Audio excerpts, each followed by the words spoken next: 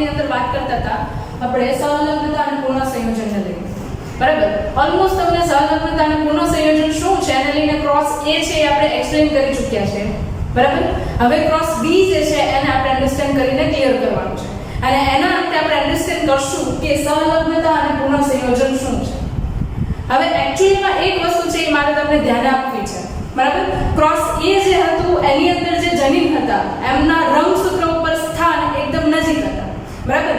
For example Y+ અને W+ એકબીજાની એકદમ નજીક જનીન છે એ એક જ રંગસૂત્ર ઉપર નજીકમાં સ્થાન ધરાવતા હતા.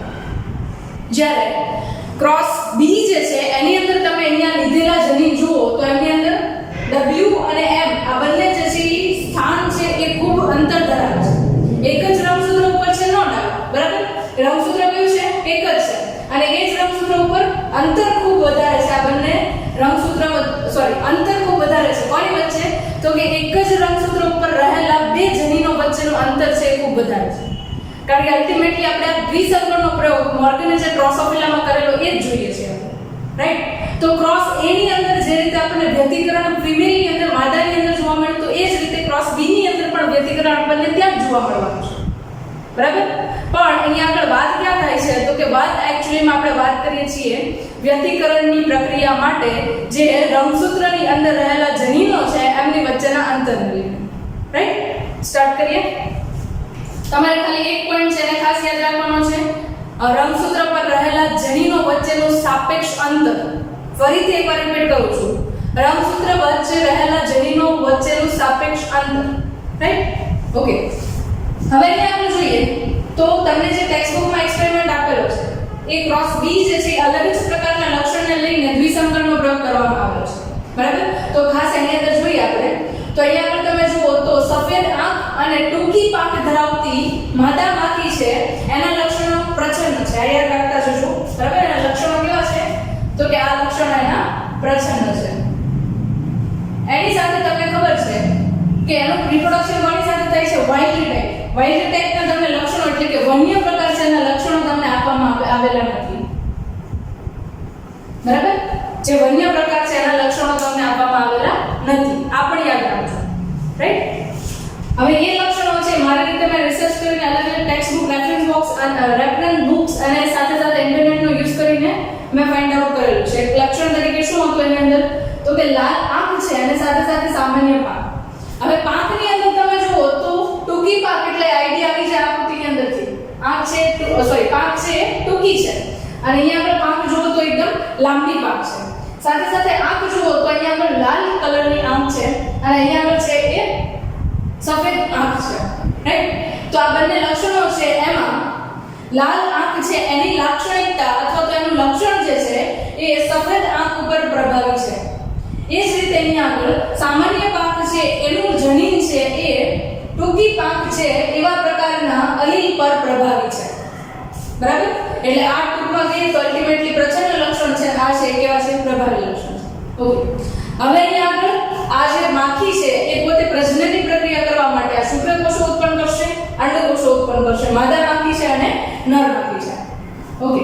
તો જ્યારે એ પ્રજનનની પ્રક્રિયામાંથી પસાર થાય છે, કોષ વિભાજન કરે છે, ત્યારે તમને ખબર છે કે અર્ધીકરણની પ્રક્રિયા વડે અહીંયા પ્રજનનના કોષો નિર્માણ પામશે.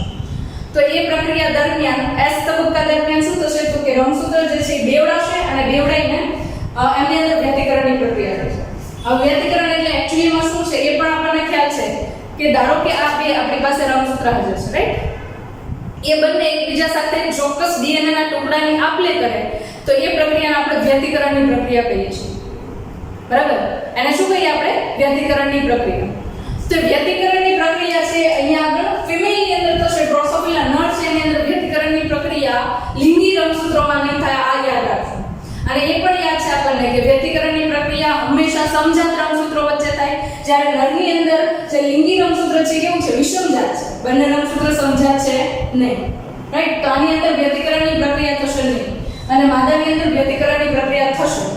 હવે વ્યતિકરણની પ્રક્રિયા થઈને બંને એકબીજા સાથે જનીનોની અદલા બદલી કરે તો પણ કોઈ ફેર નહીં પડે. કારણ તો કે અહીંયા આગળ M અને M બંને રંગસૂત્રો પર રહેલા જનીન છે કેવા છે તો કે જનીન છે એ પણ કેવા છે? સમજાત પ્રકારના, બરાબર. યાદ હોય તો કેપિટલ D એ જ પ્રકાર અહીંયા આગળ તો કે m અને w તો અહીંયા આગળ વ્યતિકરણ થાય તો કોઈ ફેર નહીં પડે, રાઈટ? એટલે એના માટે આપણે એને યુઝ્યુઅલ ફોર્મની અંદર m નામ દેખાડીએ છીએ. હવે જન્યુઓ જોઈએ તો અહીંયા આગળ બધા જ જે અંડકોષ બનશે એક જ પ્રકારના બનશે જેની અંદર w અને m હશે, બરાબર? અહીંયા બનશે બે પ્રકારના હશે, એકની અંદર x રંગસૂત્ર હશે અને એકની અંદર y રંગસૂત્ર હશે. અહીંયા આગળ તો કે માત્ર ને માત્ર x રંગસૂત્ર હશે, બરાબર? એટલે એક જ જન્યુ છે એ દર્શાવવામાં આવેલું છે, જેના વડે આપણને નર અને માદા જે બનવાના છે આઈડિયા ઓલરેડી આવી જવાનો છે, રાઈટ? તો માદા જન્યુ છે એટલે કે અંડકોષ છે એનું ફલન નર જન્યુ શુક્રકોષ સાથે થશે, બરાબર?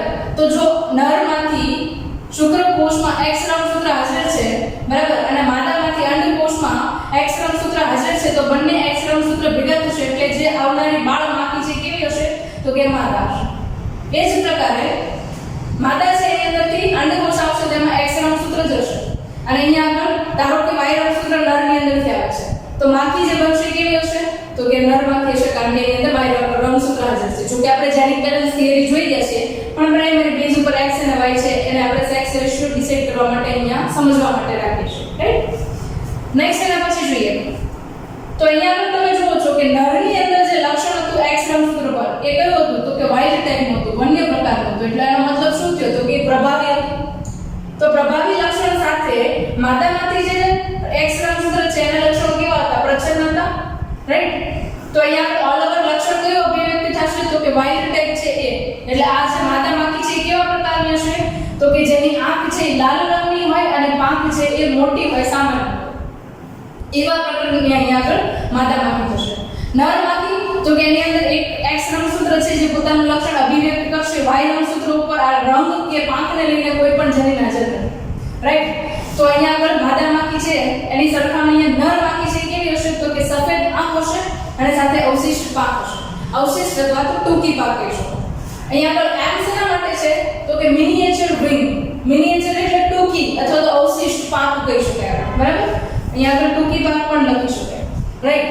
હવે તો કે હવે મોર્ગન છે એમણે સ્વફલનની પ્રક્રિયા કરાવી. આ નર માખી અને માદા માખી છે એમણે. હવે સ્વફલનની પ્રક્રિયા કરાવે તો ફરીથી પાછી કોષ વિભાજનની પ્રક્રિયા વડે અર્ધીકરણ પ્રકારે જન્યુઓ બનાવશે. માદા માખી છે એ માદા જન્યુ એટલે કે અંડકોષ બનાવશે, નર માખી છે એ નર જન્યુ એટલે કે શુક્રકોષ બનાવશે. હવે 1 મિનિટ અહીંયા આગળ પોઝ આપો. અહીંયા આગળ આપણે જોયું તો કે વ્યતિકરણની પ્રક્રિયા કઈ, રાઈટ? સેમ એ જ પ્રકારે અહીંયા પણ વ્યતિકરણની પ્રક્રિયા થશે પણ અહીંયા આગળ કન્ડિશન હવે અલગ છે, પરિસ્થિતિ અલગ છે. શા માટે? કારણ કે અહીંયા આગળ તમે જુઓ છો તો બંને રંગસૂત્રો પર આવેલા રંગસૂત્ર છે કેવા પ્રકારના છે તો રંગસૂત્ર સમાન પ્રકારના છે પણ એની અંદર આવેલા જનીન છે કેવા પ્રકારના છે તો કે અલગ પ્રકારના છે. અહીંયા જુઓ તો આ પ્રચ્છન્ન જનીન છે, અહીંયા છે પ્રભાવી જનીન છે, રાઈટ? તો S તબક્કા દરમિયાન તમને ખબર હશે કે રંગસૂત્ર જે છે કેવા બની જાય છે તો કે 4C a number of chromosome 2A, right? તો અહીંયા આગળ રંગસૂત્ર જે છે એ 4C થઈ ચૂક્યા છે, બરાબર?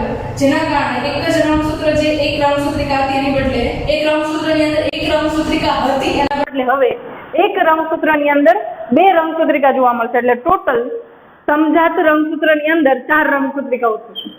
એમાં સમજાત રંગસૂત્ર જે છે એ પોતે વ્યતિકરણની પ્રક્રિયામાંથી પસાર થાય છે, બરાબર? તો ફોર એક્ઝામ્પલ આ એક્ઝેક્ટલી આ પોઈન્ટ છે ત્યાંથી વ્યતિકરણની પ્રક્રિયા છે એ ચાલુ થાય છે અને આ પોઈન્ટ છે ત્યાં બંનેની વચ્ચે વ્યતિકરણની પ્રક્રિયા થાય છે, બરાબર? તો શું થશે? અહીંયા સોરી અહીંયા w જ આવશે ખાલી અને અહીંયા m જ આવશે, રાઈટ? તો અહીંયા આગળ જે m હતું એ ચેન્જ થઈ જશે અને m પ્લસ ના સ્થાને જતું રહેશે. જમીનનો ટુકડો છે એ અદલા બદલી થઈ જશે, રાઈટ? તો એ પ્રક્રિયાના અંતે તમે જ્યારે આ જે સંરચના જુઓ છો એની અંદર શું થઈ ગયું તો કે m અને m w અને m પ્લસ સેમ એ જ રીતે અહીંયા w પ્લસ અને m w પ્લસ અને m, રાઈટ? વ્યતિકરણ કોની વચ્ચે થાય છે તો કે માત્ર ને માત્ર આ ટુકડો જે છે એની વચ્ચે વ્યતિકરણની પ્રક્રિયા થાય છે. આ સ્ટાન્ડર્ડ કન્ડિશન તરીકે આપણે લઈએ છીએ હાલ, બરાબર? બાકી આ બંનેની અંદર પણ વ્યતિકરણ થઈ શક્યું હોય, બરાબર? ઘણા બધા પોસિબિલિટી હોઈ શકે પણ આપણે જે રિઝલ્ટ જોઈએ છે એના આપણી વ્યતિકરણની પ્રક્રિયા છે તમને આ ભાગની અંદર જોવા મળે છે, રાઈટ? તો હવે પછી શું થશે તો કે આપણને 4 અલગ અલગ પ્રકારના જન્યુઓ છે એ જોવા મળશે માદાની અંદર. 4 અલગ અલગ પ્રકારના જન્યુઓ મળશે એટલા માટે અહીંયા આગળ તમને નેક્સ્ટ સ્ટેજની અંદર માદા જન્યુ દર્શાવ્યા છે. હવે જોતા જઈએ w અને m છે એટલે કેવું થયું તો કે એ લક્ષણ છે એ વ્હાઇટ આઈ, સફેદ આંખ અને મિનિએચર વિંગ એટલે કે ટૂંકી પાંખ સાથેનું લક્ષણ, રાઈટ? અહીંયા આગળ તો કે વ્હાઇટ આંખ છે અને લક્ષણની અંદર તો કે પાંખ જે છે એ સામાન્ય પ્રકારની આવશે. એમ જે છે એ M+ છે શું દર્શાવે છે? સામાન્ય પાંખ. એ જ રીતે અહીંયા આગળ W+ છે એ શું દર્શાવે છે? તો કે રેડ આઈઝ એટલે કે લાલ આંખ જોવા મળશે આ પ્રકારના X રંગસૂત્રમાં, કારણ કે વ્યતિકરણ થયું છે. અને M છે એટલે તો કે મિનિએચર વિંગ એટલે કે અવશિષ્ટ કે ટૂંકી પાંખ. એ જ પ્રકારે અહીંયા વ્યતિકરણ નથી થયું એટલે W+ અને M+. તમને યાદ હોય તો અહીંયા આગળ રંગસૂત્ર જે છે એ અહીંયાથી છૂટા પડતા હતા જ્યારે 4 કોષો બનતા હતા ત્યારે, બરાબર? જ્યારે અર્ધીકરણ 1 ની પ્રક્રિયા થઈ ત્યારે આ રંગસૂત્રો જે છે એમણે જનીનની અંદર બદલી કરી. જ્યારે અર્ધીકરણ 2 પૂરું થાય છે ત્યારે અહીંયા આગળ સમજાત રંગસૂત્રની સમજાત રંગસૂત્રિકાઓ છે એ એકબીજાથી છૂટી પડે છે. Is it clear? રાઈટ? આના માટે તમારો કોષ વિભાજન માટેનો અર્ધીકરણનો કોન્સેપ્ટ છે એકદમ ક્લિયર હોવો જોઈએ. જો તમારો એ કોન્સેપ્ટ ક્લિયર હશે તો આ સમજવામાં તમને વધારે પ્રોબ્લેમ નહીં થાય. અને જો તમને અર્ધીકરણ નથી ખબર તો નેક્સ્ટ લેક્ચરમાં લગભગ કાલે તમને અર્ધીકરણની પ્રક્રિયા માટે YouTube માં મારી ચેનલ ઉપર વિડિયો અવેલેબલ થઈ જશે, બરાબર? તો ત્યાં સુધી તમે વેઇટ પણ કરી શકો છો અને પછી આ વિડિયો છે એ જોઈ શકો છો, બરાબર? નેક્સ્ટ વાત કરીએ તો આઈ થિંક તમને આ ફિનોમેનન ક્લિયર થઈ ગયો કે કેવી રીતે 4 અલગ અલગ પ્રકારના જન્યુઓ થયા, કારણ કે ત્યાં આગળ વ્યતિકરણની પ્રક્રિયા થાય છે એટલા માટે. માદાની અંદર બંને રંગસૂત્ર X પ્રકારના છે એટલા માટે ત્યાં આગળ શું થાય છે? વ્યતિકરણની પ્રક્રિયા થાય છે અને એટલા માટે આપણને 4 પ્રકારના જન્યુઓ જોવા મળે છે. ઓબ્વિયસ છે જો અહીંયા આગળ વ્યતિકરણની પ્રક્રિયા નહીં થઈ હોત તો જ્યારે આપણને પિતૃની અંદર P1 પેઢી છે એની અંદર જે 2 પ્રકારના જન્યુ એક જ પ્રકારના માદાની અંદર મળતા હતા એના બદલે અહીંયા આગળ 2 પ્રકારના મળે, કારણ કે બંને રંગસૂત્ર છે એના ઉપર અલગ અલગ પ્રકારના જન્યુ છે એટલા માટે, બરાબર? વ્યતિકરણ થાય છે એટલા માટે 4 અલગ અલગ પ્રકારના પિતૃઓ છે એમની અંદરથી જન્યુઓ માદાની અંદર બનતા જોવા મળે છે. નરની અંદર છે એ જ પ્રકારે 2 જ પ્રકારના જન્યુ બનશે કારણ કે વ્યતિકરણ થતું નથી. ઓકે, નેક્સ્ટ એના પછી વાત કરીએ. હવે તો કે થોડું મેં સ્ટાન્ડર્ડ વાઇઝ ડિવાઇડ કર્યું છે. ઉપરની તરફ જે છે એ પિતૃ લક્ષણો દેખાડે છે. વાઇલ્ડ ટાઇપ આ જે છે ઉપરની તરફના જે કોના જેવા લક્ષણો છે? તો કે પિતૃ પ્રકાર જેવા લક્ષણો છે. આ નર માટે છે અને આ માદા માટે છે.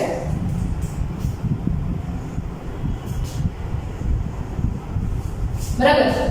અને અહીંયા આગળ તમને જે આ કેરેક્ટર દેખાય છે બિન પિતૃ પ્રકારના છે એટલે કે પુનઃ સંયોજિત સંયોજનો છે. કયા કહીશું એને? તો કે બિન પિતૃ પ્રકારના. Right? Is it clear for all? Okay, next એના પછી વાત કરીએ કે કેવી રીતે આ પિતૃ સંયોજનોનો બિન પિતૃ સંયોજનો છે નિર્માણ કરે. ફર્સ્ટ ઓફ ઓલ અહીંયાથી W અને M આવે છે. અહીંયાથી W અને M આવે છે. એનો મતલબ એવો કે અહીંયાથી X રંગસૂત્ર આવે છે, અહીંયાથી પણ X રંગસૂત્ર આવે છે. શુક્રકોષમાંથી પણ X રંગસૂત્ર અને અંડકોષમાંથી પણ X રંગસૂત્ર. જ્યારે આ બંને દ્વારા સંયોજન બને છે ત્યારે સફેદ આંખ અને ટૂંકી પાંખ સાથે આ 2 પ્રકારની માદા નિર્માણ પામે છે. સેકન્ડલી જોઈએ અહીંયા આગળથી X રંગસૂત્ર, નરમાંથી શુક્રકોષ છે એની અંદરથી પણ X રંગસૂત્ર. એટલે અહીંયા આગળ W+ અને M+ હાજર છે એટલે વાઇલ્ડ ટાઇપ એટલે કે સામાન્ય પાંખ અને લાલ આંખ વાળી માદા નિર્માણ પામશે. હવે આ લક્ષણ તો તમને પિતૃમાં જોવા મળતા હતા. પિતા જે છે અહીંયા આગળ ગ્રાન્ડ પેરેન્ટ હતા એ સામાન્ય પાંખ અને લાલ આંખ સાથે જોવા મળતા હતા. એ તમને વાઇલ્ડ ટાઇપ અહીંયા મળી ગયું. સેમ એ જ રીતે ટૂંકી પાંખ અને સફેદ આંખ માટેનો પિતૃ જે છે અહીંયા ઓલરેડી હાજર છે. એટલે એના લક્ષણો કેવા છે? તો કે F2 પેઢીની અંદર તમને જે લક્ષણો જોવા મળે છે કેવા છે? તો કે એ લક્ષણો છે એ જે પિતૃઓની અંદર જોવા મળતા હતા એવા છે, બરાબર? તો પિતૃની અંદર પણ તમને એ જ લક્ષણો જોવા મળે છે, જો. રાઈટ? નેક્સ્ટ એ જ રીતે અહીંયાથી ધારો કે X રંગસૂત્ર છે એ માદાની અંદરથી W અને M આવે છે અને અહીંયાથી Y રંગસૂત્ર આવે છે. તો Y રંગસૂત્રના કારણે નર બનશે પણ કેવો હશે? સફેદ આંખ અને ટૂંકી પાંખ સાથે. રાઈટ? નેક્સ્ટ એના પછી આ X રંગસૂત્ર આવે છે, અહીંયાથી Y રંગસૂત્ર આવે છે એટલે Y રીતે બનશે નર છે. હવે આ કયા છે? તો કે નોર્મલી જે રીકોમ્બિનેશનની પ્રક્રિયા નથી થઈ એવા પ્રકાર, અથવા તો એવું કહું કે જેમની અંદર વ્યતિકરણ નથી થઈ એવા પ્રકારની સંતતિઓ છે. હવે જોઈએ વ્યતિકરણની પ્રક્રિયા થઈ છે એવા પ્રકારના. અહીંયા આગળથી આવે છે X રંગસૂત્ર વાળું અંડકોષ અને X રંગસૂત્ર વાળું શુક્રકોષ. તો અહીંયા આગળ સંયોજન કેવું બન્યું? W અને M+. બરાબર? તો M+ છે એ શું દેખાડે છે અહીંયા આગળ? તો કે M+ છે એ સામાન્ય પાંખ દેખાડે છે. તો સામાન્ય પાંખ ધરાવતું માદા હશે અને એની સાથે આંખ કેવી છે તો કે સફેદ પ્રકારની છે. તો આવા પ્રકારનો પિતૃ હતો નહીં. અહીંયા આગળ એક જ પિતૃની અંદર આ બંને લક્ષણો છે કે ના? તમે એકે પિતૃમાં નથી જોયા. અહીંયા પણ એકે પિતૃની અંદર છે નહીં, રાઈટ? તો એનો મતલબ એવો થયો કે આ લક્ષણો છે બિન પિતૃ પ્રકારના છે. સેમ એ જ રીતે અહીંયા આગળ W પ્લસ ધરાવતું X રંગસૂત્ર અને W અને M વાળું Y રંગસૂત્ર છે, સોરી X રંગસૂત્ર વાળો શુક્રકોષ છે આવે છે. તો અહીંયા શું બનશે? W પ્લસ M અને WM. તો W પ્લસ શું દેખાડે છે તો કે લાલ આંખ દેખાડે છે અને ટૂંકી પાંખ દર્શાવે છે M. તો એના કારણે અહીંયા આગળ લાલ આંખ અને ટૂંકી પાંખ વાળા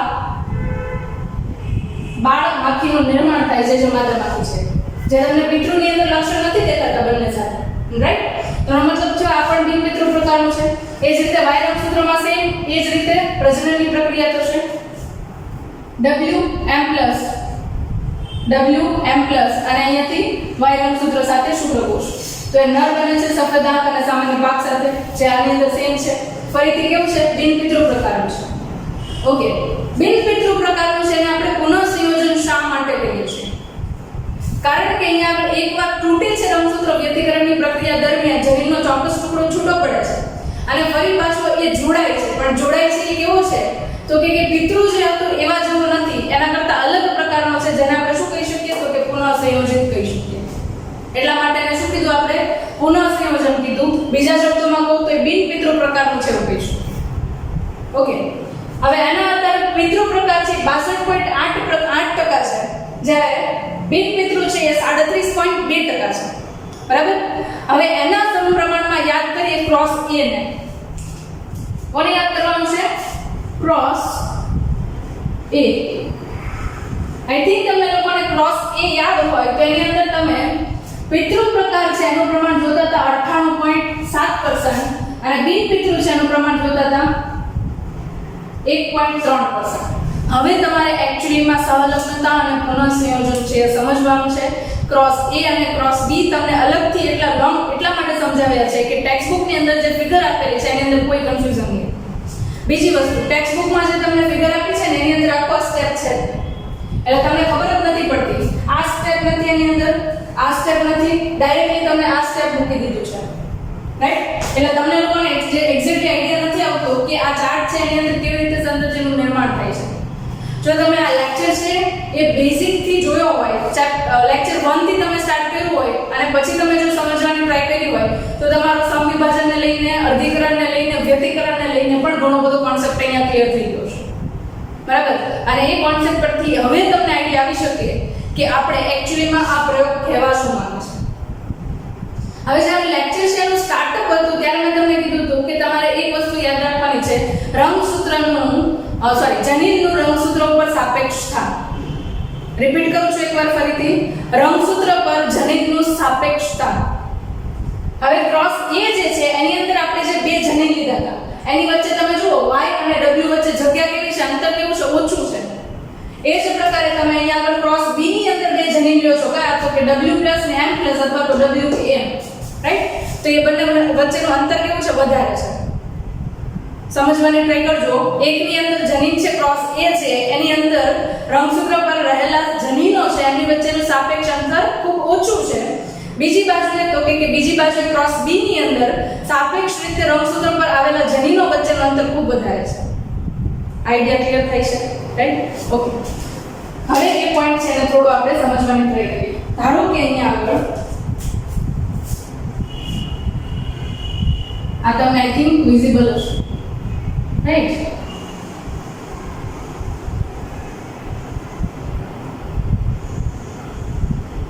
ઓકે, અહીંયા આગળ તમે જુઓ તો Y અને W જનીન છે એ બંને વચ્ચેનું અંતર છે એ આટલું જ છે, એકદમ નાનું. એ જ રીતે તમે જુઓ તો આ W જનીન એનું એ છે અને એની સાથે અહીંયા આગળ કઈ લીધું છે આપણે? M જનીન લીધું છે. તો W અને M વચ્ચેનું અંતર છે એ ઘણું બધું વધારે છે, બરાબર? હવે રંગસૂત્રના સંદર્ભની અંદર સમજીએ આપણે. તો જ્યારે વ્યતિકરણની પ્રક્રિયા થાય છે, ધારો કે આ એક આખું રંગસૂત્ર છે, આ એક આખું રંગસૂત્ર છે. કઈ પરિસ્થિતિ લઈએ છીએ તો કે એક પરિસ્થિતિ લઉં છું કે જ્યાં આગળ Y અને W રંગસૂત્ર જે છે Y અને W આટલા ભાગમાં છે, એ જ પ્રકારે Y અને W આટલા ભાગમાં છે. સો એટલે કે y પ્લસ અને w પ્લસ આટલા ભાગમાં છે, રાઈટ?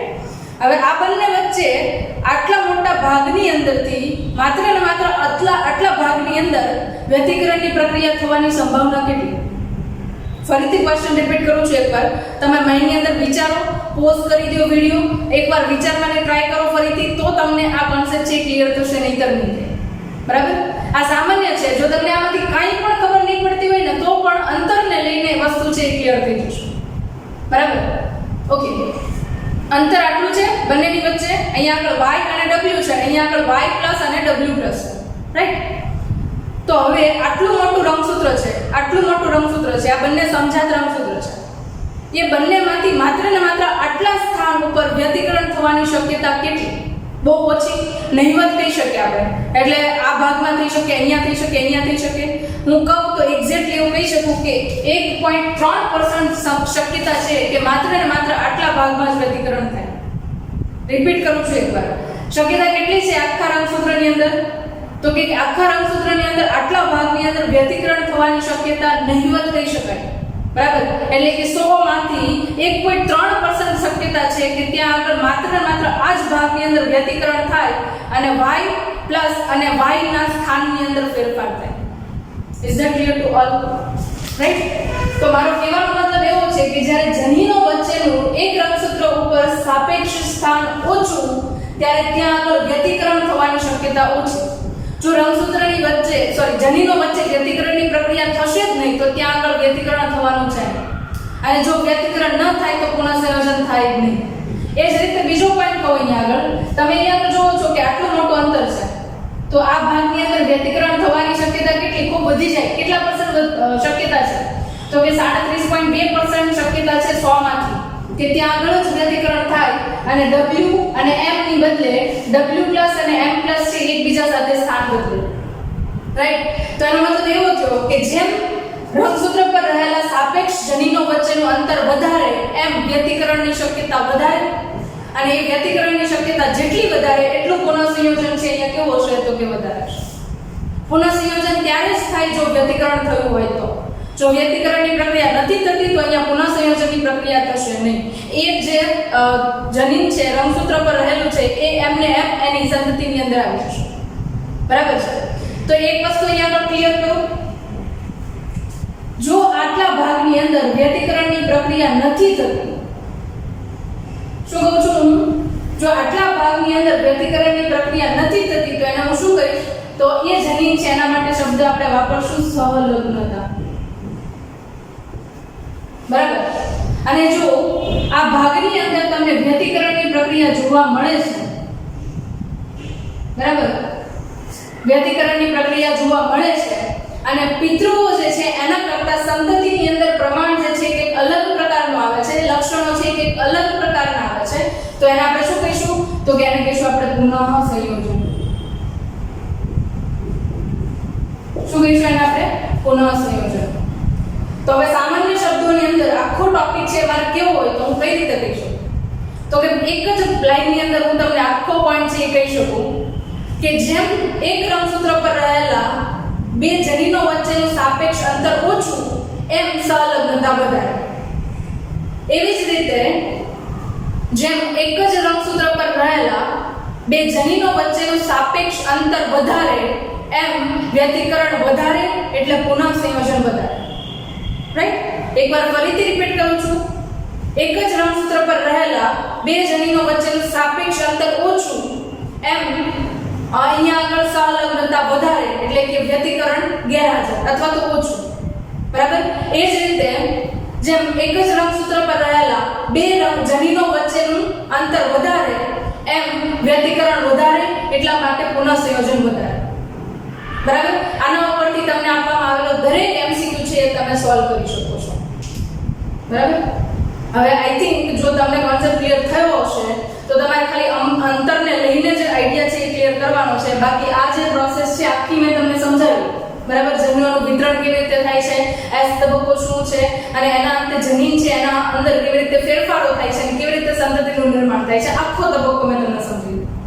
જો તમને કંઈ પણ નહીં સમજાયું હોય તો પણ કંઈ પ્રોબ્લેમ નથી. માત્ર છેલ્લો પોઈન્ટ છે એને સમજવાનો છે કે જેમ જનીનો વચ્ચેનું સાપેક્ષ અંતર ઓછું એમ અહીંયા આગળ સહલગ્નતા વધારે, જનીનો વચ્ચેનું સાપેક્ષ અંતર એક જ રંગસૂત્ર ઉપર જેટલું વધારે એટલું પુનઃસંયોજન વધારે. આ એક પોઈન્ટ છે અને તમારે યાદ રાખવાનો છે.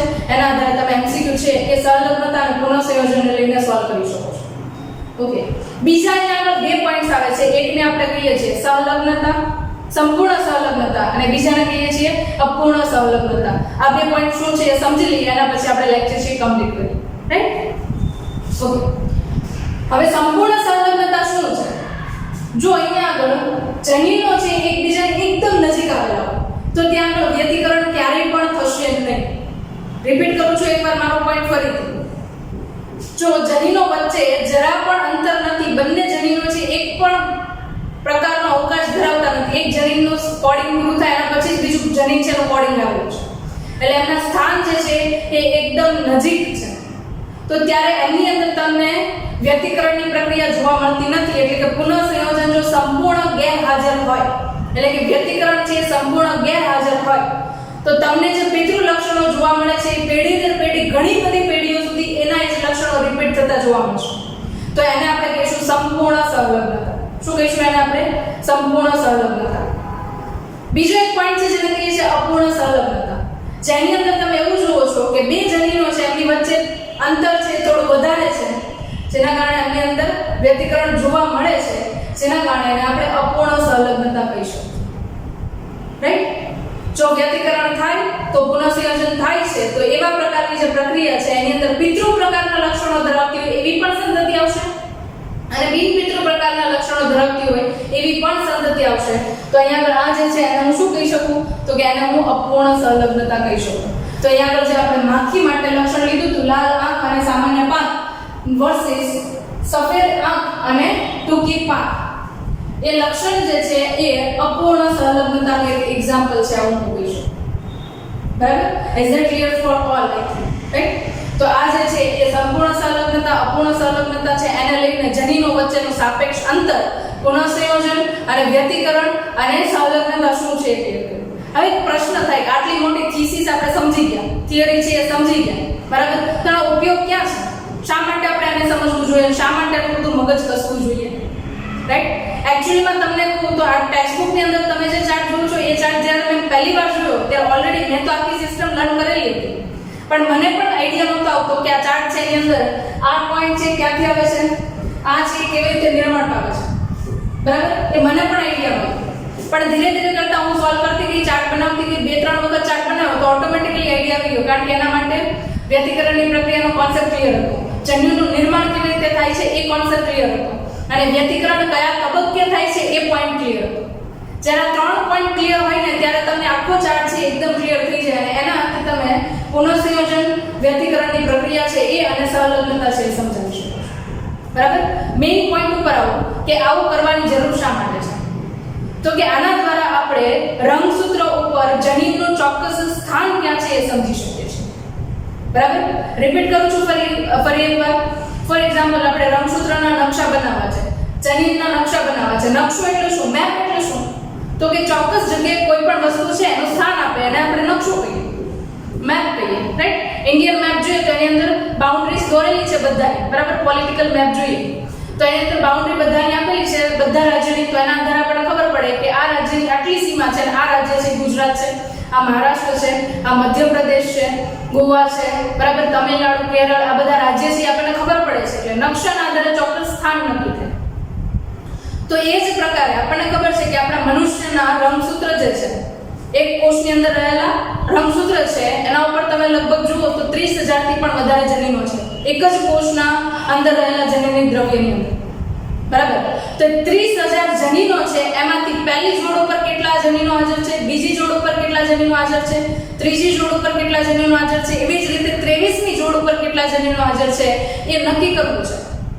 તો કેવી રીતે નક્કી થાય? તો કે આ સહલગ્નતા અને પુનઃસંયોજનના આધારે કેટલાક સૂત્રો તારવણી થઈ અને એના આધારે આપણે નક્કી કરી શકીએ કે અહીંયા આગળ સિકલ સેલ એનિમિયા માટે જે જવાબદાર જનીન છે એ આપણને 11મા જોડના રંગસૂત્ર ઉપર જોવા મળે છે, બરાબર. એ જ રીતે 21મી જોડમાં જો ખામી સર્જાય તો એના કારણે કયા પ્રકારના રોગ થઈ શકે, બરાબર. તો આ બધા પ્રકારના જે સિદ્ધાંતો છે, અથવા તો એવું કહું કે રોગોને લઈને માહિતી મારે નક્કી કરવી છે, તો એમાં મને ક્યાંથી મળશે? તો કે માત્ર ને માત્ર આપણી પાસે એક જ સોલ્યુશન છે કે એના આધારે આપણે જનીનનું સ્થાન નક્કી કરીએ.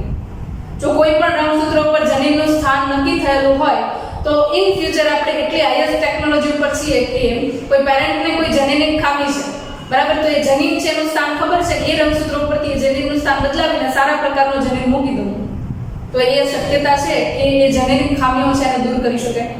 તો એક પ્રકારે કહીએ તો બાયોટેકનોલોજી છે જનીન વિદ્યા છે, બરાબર, એને આપણે આગળ ઉપર લઈ જવું છે તો એના માટે આ બેઝિક છે એ બેઝિક્સ જો આપણી પાસે પડેલા હોય તો એના ઉપરથી આપણે જનીનોના નકશા તૈયાર કરી શકીએ છીએ, રંગસૂત્ર ઉપર જનીનોના સ્થાન નક્કી કરી શકીએ છીએ અને એના આધારે અલગ અલગ પ્રકારના રોગો છે એના ઉપર રિસર્ચ થઈ શકે છે, જેના કારણે આપણું જે માનવ વિજ્ઞાન છે એ ઘણા બધા આગળના તબક્કા સુધી જઈ શકે.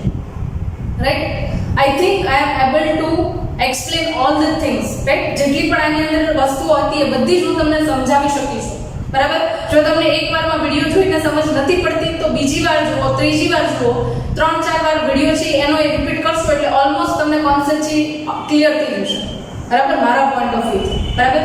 કીધું એ મુજબ તમને લોકોને કઈ વસ્તુ યાદ હોવી જોઈએ તો કે વ્યતિકરણ કેવી રીતે થાય, જનીનનું નિર્માણ કેવી રીતે થાય અને પછી જનીનો વચ્ચેનું સાપેક્ષ અંતર શું કહેવાય, આટલી વસ્તુ જો તમને ખબર હોય તો તમને પુનઃસંયોજન અને સંલગ્નતા સમજવામાં કોઈ પ્રોબ્લેમ થશે નહીં, રાઈટ. છતાં પણ જો તમને કોઈ પણ ડાઉટ હોય તો તમે કમેન્ટ્સ બોક્સમાં કમેન્ટ કરી શકો છો, હું ટ્રાય કરીશ કે તમારા કમેન્ટ્સના આન્સર આપી શકું. ઓકે.